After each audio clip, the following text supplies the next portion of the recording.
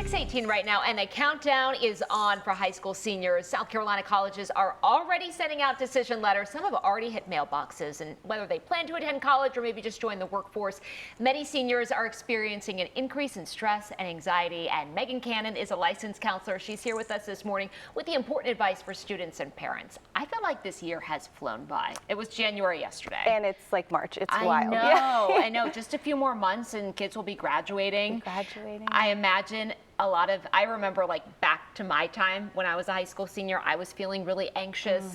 These are big life choices, and I imagine that kids are, nervous about this. What are you hearing from some of your clients?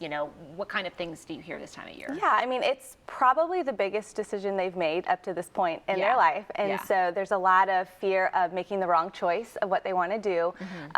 There's also the excitement of next steps and just the waiting, like the anticipation of what's to come. Right, and I know that there's a lot of high hopes with things when they get that disappointment and they realize, their path forward isn't going to be what they thought. What kind of tips would you give? Yeah, I mean, any kind of setbacks are always hard, but we know that any setbacks create more resiliency, which those are skills that they need for life. And so really kind of spinning it into a like this is really hard right now, like recognizing that it's hard, but also knowing that they're going to be better off for it too. Yeah, what about for parents? Some advice for them, like to kind of, comfort their students, or, if you have siblings, like twins or something, one got into a college, the other one didn't, like how do you, handle that? Yeah, this time it's hard for parents because there is that just like almost like grief, like my kids are leaving, and also just being like a container for them, just like being a soft place to land for their emotions, both the highs and the lows, and not try to get in the way too much, but really just like come alongside them as they're making these choices and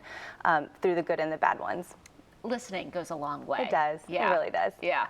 What's your advice for seniors out there suffering from senioritis, maybe not feeling very, prone to do their schoolwork and excited about that? They might just be like, all right, we're just going to coast through the end of the year. Oh yeah, the beach days are coming. It's already starting.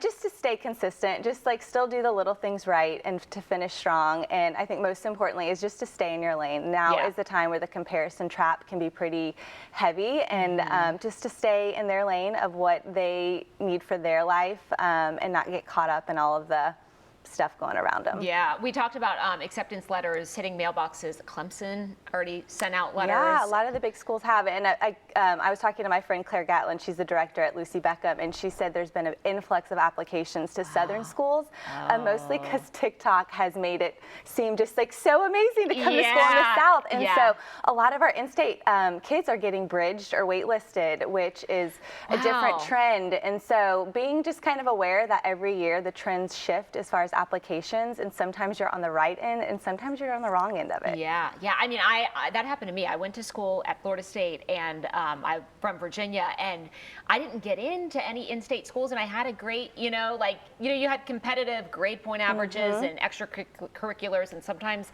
there's a different path, and it can be for the better. Yeah. So you just have to sit with hang that. Hang tight. Yes. Yeah. If folks want to talk with you and get your advice and let you listen to their stories, how can they get in touch with you? Yeah, they can go to my website, megancannoncounseling.com. Okay, wonderful. All right, Thanks, Megan, for joining us.